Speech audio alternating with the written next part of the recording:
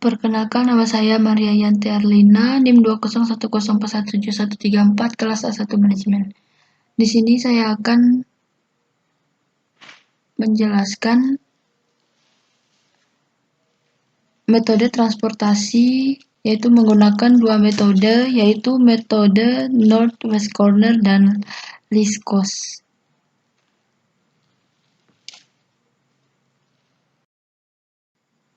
Dan ini adalah contoh soal yang saya buat dengan metode Northwest Corner dan least cost. Satu yang ini melayani gudang 1, yaitu 8 kali 56. Dan di sini total biayanya 24 kali 46 ditambah 15 kali 36 ditambah 9 kali 36 ditambah 41 kali 24. Jadi totalnya 448 ditambah 1104 ditambah 540 ditambah 324 ditambah 984, jumlahnya 3400.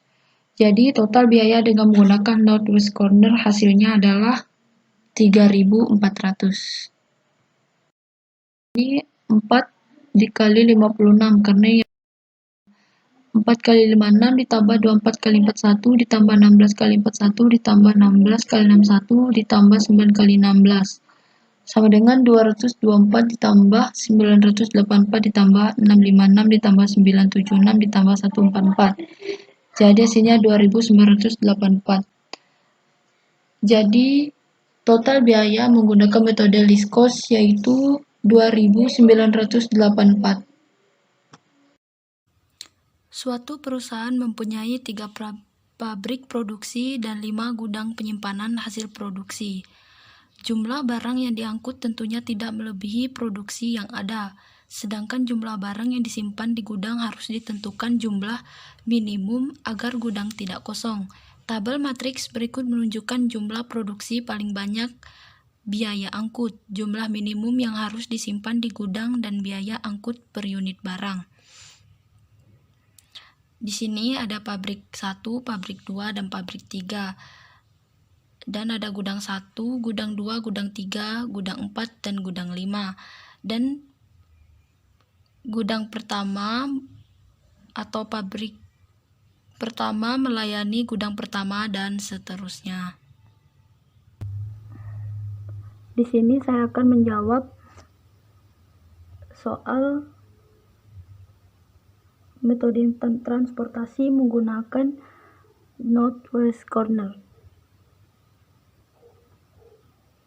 Di dalam metode transportasi ini ada banyak cara, yaitu yang pertama kita menentukan tabel awal atau menentukan solusi feasible awal dengan aturan Northwest Corner dan metode least cost. Pertama, menggunakan metode Northwest Corner. Metode Northwest Corner merupakan metode untuk menyusun tabel awal dengan cara mengalokasikan distribusi barang mulai dari sel yang terletak pada sudut paling kiri atas. Aturannya, pengisian sel atau kotak dimulai dari pojok kiri atas.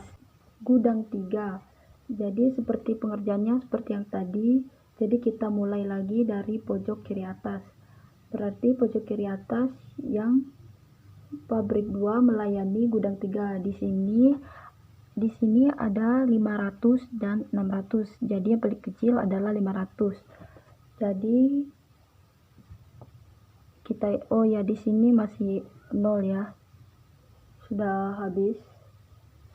Jadi 500-nya kita letak di sini. Karena 500 ini paling kecil. Jadi 500 ini kita coret jadi 0 dan di sini coret hingga sisa 100.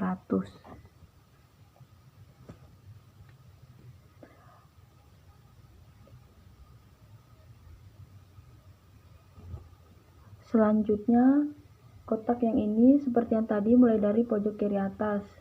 berarti ini udah nggak mungkin ya, coret. Pabrik 2 melayani gudang 4. Jadi seperti yang tadi, kita mulai dari pojok kiri atas. Jadi pabrik 2 melayani gudang 4 itu terdapat dua nilai 400 sama 100. Jadi kita pilih yang terkecil, jadi di sini 100. Jadi di sini 0, kita coret.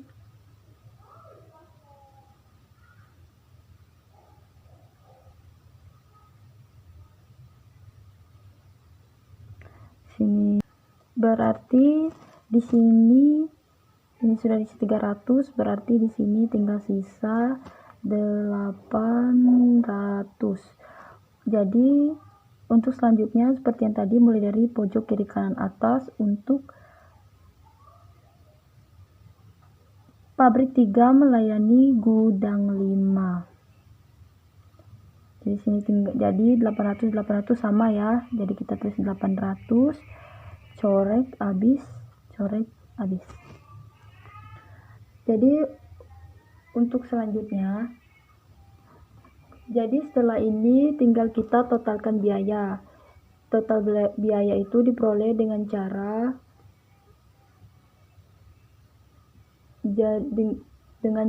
tinggal kita mengalihkannya. Jadi pabrik 1 melayani gudang 1, yaitu kita totalkan dulu. Pabrik 1 melayani gudang 1 kan berarti 50 kali 400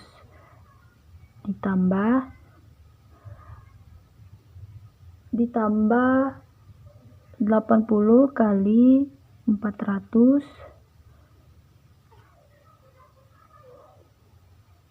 Setelah itu pabrik 2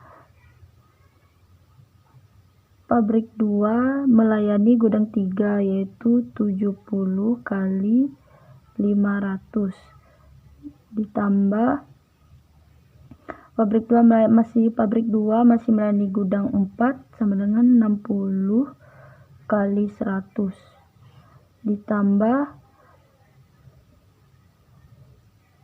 pabrik 3 melayani gudang 4 60 kali 300 dan pabrik 3 melayani gudang 5 40 kali 800. Totalkan di sini 50 kali 400 sama dengan 20.000. 800 kali 40 sama dengan 32.000. 70, ini 500, berarti 35.000 ditambah ini 100 sama dengan 6.000 ditambah 60 kali 300 18.000 ditambah 40 kali 800 yaitu 32.000. Jadi kita totalkan sama dengan 143.000.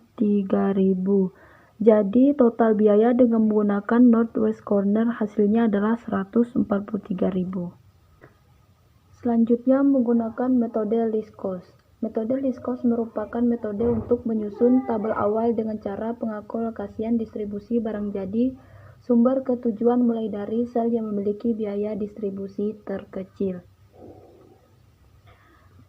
Jadi di antara kotak-kotak ini biaya yang paling kecil yaitu di gudang 5. Jadi ini 30. Jadi kita mulai dari gudang 5. Mulai dari yang ini supply-nya 800 dan demand-nya juga 800. Jadi kita tulis 800 Karena ini sama-sama 800, kita coret habis 0, 0. Jadi ini nggak mungkin lagi. Kita coret. Jadi selanjutnya ke pabrik 2 melayani gudang 1. Jadi di sini demand-nya 400, supply-nya 600. Jadi yang paling terkecil di sini 400. Jadi kita coret, kita tulis di sini 400. Di sini karena sama-sama ya, di sini coret 0. Jadi di sini kita coret jadi 200. Jadi selanjutnya pabrik 2 melayani gudang 2. Di sini yang kedua terendahnya yaitu 40. P3 melayani gudang 2. Di sini nilainya yang terendah yaitu 40. Jadi demand-nya 400, kita tulis 400 di sini. Dan selanjutnya yang pabrik 3 melayani gudang 3 di 60 karena paling terendah.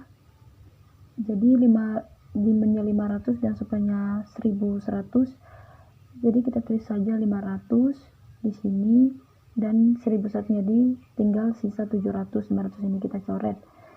Dan selanjutnya pabrik 2 melayani gudang 4, pabrik 3 melayani gudang 4 ini sama-sama nilai rendah 60 sama 60. Jadi terserah kita mau mulai dari mana. Jadi mulai dari yang ini terus 200. Kita coret di sini jadinya coret jadi 0. Sini jadi tinggal sisa 200. Tulis 200 di sini dan 400 juga dicoret dan 200 dicoret. Jadi selanjutnya maka total biayanya menggunakan list cost, yaitu kita jumlahkan di sini. Pabrik 1 melayani gudang 1, berarti kan 30 kali 800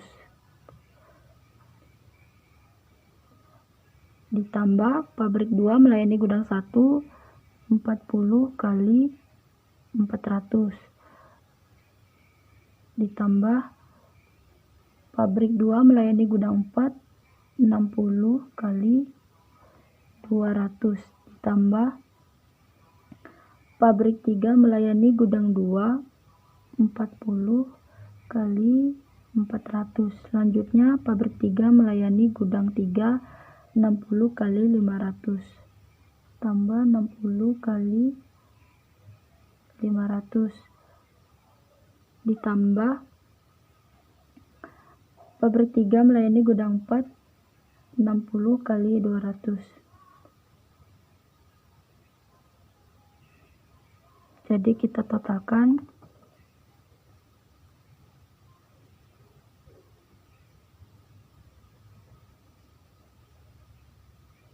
sini 16.000 ditambah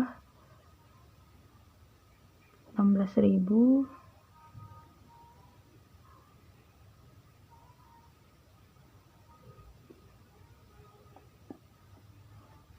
maksudnya 30 kali 800 di sini 24.000.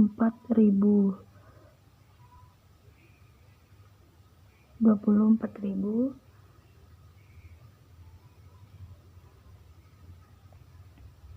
60 kali 200 sama dengan ini 12.000. 40 kali 400 sama dengan 16.000 tambah 60 kali 500 30.000. Ini 12.000.